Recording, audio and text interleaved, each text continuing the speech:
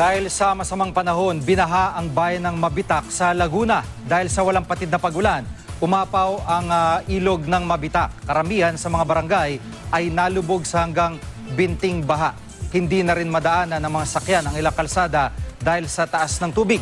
Ang lokal na pamahalaan naganda ng mga evacuation center para sa mga residenteng lilikas. Binaha rin ang ilang kalsada sa Coronadal City, South Cotabato dahil sa malakas na ulan. Sa ilang bahagi ng lungsod, umabot hanggang tuhod ang baha. Pahirapan tuloy ang biyahe ng mga motorista. May mga bahay ring pinasok ng tubig.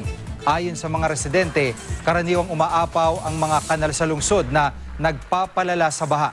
Binaha rin ang mabababang lugar sa bayan ng Mlang, North Cotabato.